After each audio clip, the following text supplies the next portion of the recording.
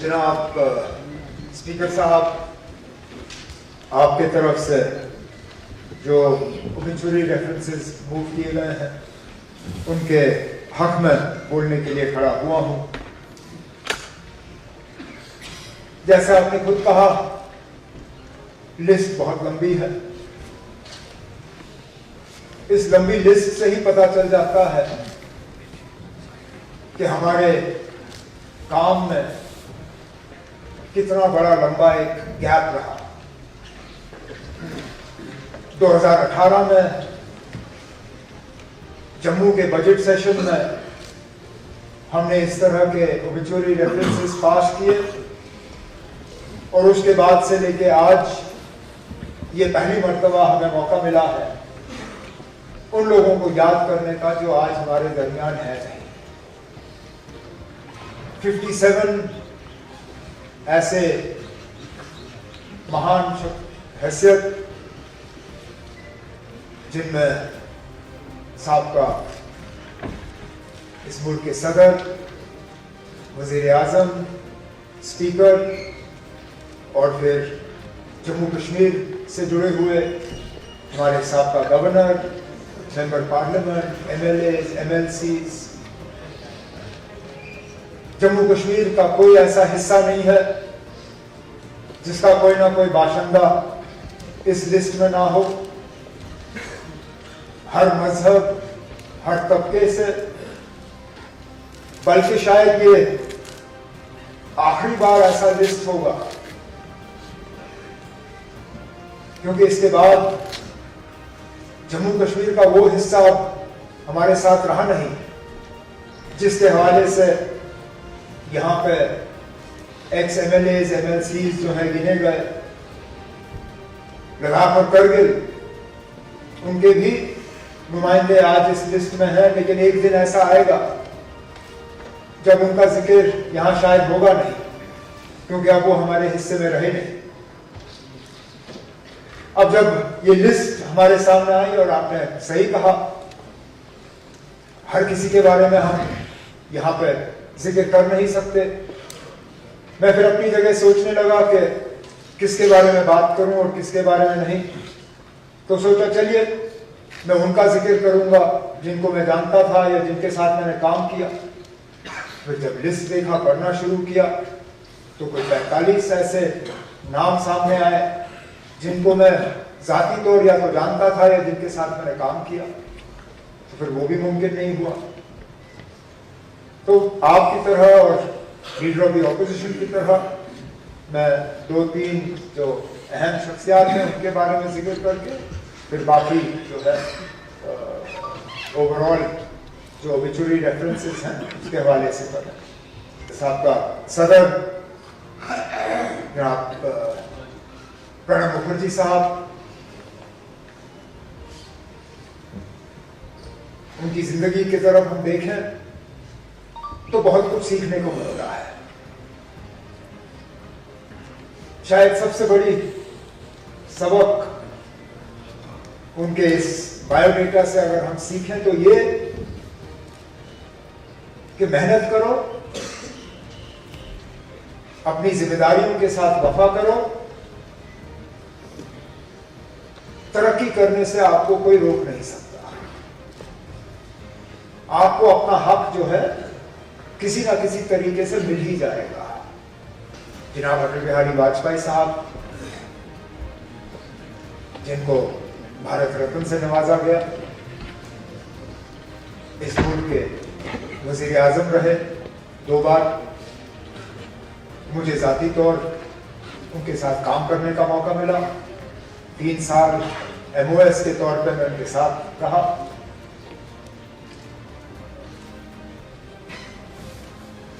बाकी मुल्क के हवाले से जो उनका रोल रहा है वो तो सब जानते हैं। हम जब अटल बिहारी वाजपेयी साहब को याद करते हैं तो बिलखसूस जम्मू कश्मीर के हवाले से याद करते हैं, और जैसे कई सारे यहाँ ऑनरेबल मेंबरों ने जिक्र किया, जब जब हम वाजपेयी साहब को याद करते हैं तो उस हवाले से याद करते हैं कि उन्होंने हमेशा जम्मू कश्मीर के हालात को बेहतर करने की कोशिश की। हमेशा यहाँ का जो तनाव का माहौल रहा, यहाँ जो वायलेंस रही, यहाँ जो हिंदुस्तान और पाकिस्तान को लेके जम्मू कश्मीर के मुतालिक फिर रिश्ते खराब रहे, उनको हमेशा सुधारने की कोशिश की, उनको दुरुस्त करने की कोशिश की। मैं तो मान के चलता हूं कि अगर वाजपेयी साहब के दिखाए हुए रास्ते पे हमने जम्मू कश्मीर के साथ सलूक किया होता तो आज हमारा वो हाल नहीं होता जो हाल है। लेकिन चलिए, वो नहीं रहे, उनका दिखाया हुआ रास्ता याद नहीं रहा। उन्होंने जो नक्शा एक हमें छोड़ के दिया था, उस नक्शे को हमने छोड़ दिया। जैसे मैंने कहा, गवर्नर से लेके एमएलए एमएलसीज तक इतने सारे नाम, और उनमें से कई सारे जिनके साथ मैंने खुद काम किया।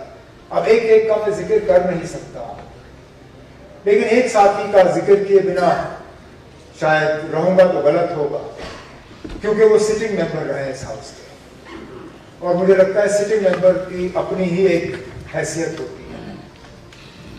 उसके साथ साथ वो एक ऐसे सिटिंग मेंबर है थे जिनके साथ बहुत करीबी काम करने का मौका मुझे हासिल हुआ। शायद आप में से कोई ऐसा नहीं है जिसने देवेंद्र के साथ इतनी नजदीकी से काम किया हो जितना मैंने। मुझे सियासत में 25-26 साल हो गए, जिसमें से 19-20 साल तो मैंने देवेंद्र के साथ गुजारे। नेशनल कॉन्फ्रेंस का सदर बना 2002 में, तो देवेंद्र मेरे साथ मीडिया एडवाइजर के तौर पे आए। मैंने जैसे कहा 25-26 साल हो गए मुझे सियासत में। बहुत साथियों को मैंने आते जाते हुए देखा स्पीकर साहब, लेकिन अगर मुझे एक साथी के जाने का जाती तौर आज तक अफसोस रहा, वो देवेंद्र के जाने का रहा, आज भी। और मुझे अफसोस इस बात का है कि पता नहीं था कि वो इतने बीमार हैं। इलेक्शन में कुछ तल्खी बातें हुई। अगर मुझे पता होता कि वो इतने बीमार हैं, मैं शायद रिश्तों को सुधारने की थोड़ी सी कोशिश कर लेता, लेकिन ऊपर वाले ने वो मौका रखा नहीं। यही मौका रखा कि हम उनको श्रद्धांजलि पेश करें। कल यहां कौन बैठ के हमारे लिए ओबिचुअरी रेफरेंस जो है की तकरीर यहां कर रहा होगा।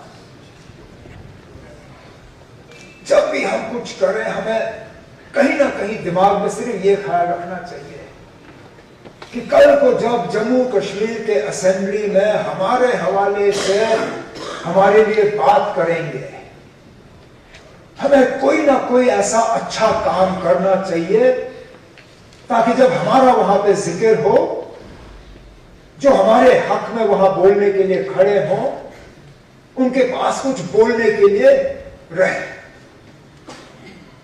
अगर यही हम सोच के अपना यहां अपने काम को अंजाम दें, तो मुझे लगता है हम इस हाउस के साथ, अपने वोटरों के साथ, जम्मू कश्मीर के लोगों के साथ, और बिलखसूस इन महान हस्तियों के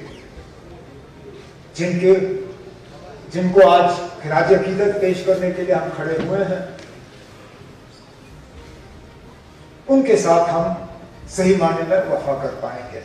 अब मैं ऑनरेबल मेंबरान से गुजारिश करूंगा कि वो खड़े होकर 2 मिनट की काम में एहतियात करें।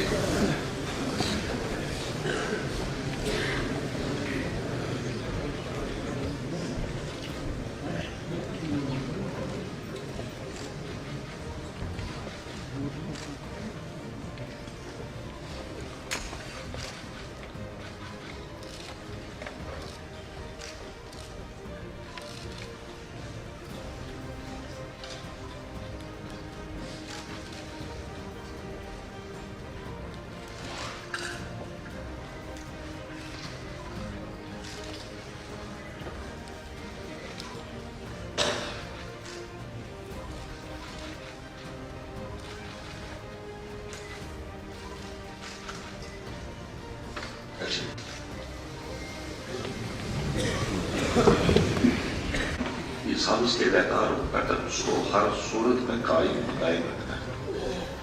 अगर हम नहीं रखेंगे फिर कौन रखेगा? और यहाँ का जो तकद्दुस और वकार तभी कायम होगा जब हम कवायद और ज़वाबित के तहत यहाँ पर काम करेंगे। और मैं श्योर करूँगा इस बात को कि यहाँ रूल्स रियल स्पिरिट में इम्प्लीमेंट होंगे, इस हाउस में इम्प्लीमेंट होंगे। आपसे गुजारिश है कि आप इसमें कॉपरेट करें। कॉपरेशन अगर कोई मेंबर नहीं करता है तो मैं मजबूर हूँगा रूल्स के तहत कार्रवाई करने के लिए। ये बात मैं आपसे जरूरी बोलना चाहता था। इसके साथ ही आज हमारी कार्रवाई खत्म हो जाती है। कल सुबह इंशाअल्लाह इसी जगह हम सुबह 10 बजे मिलेंगे।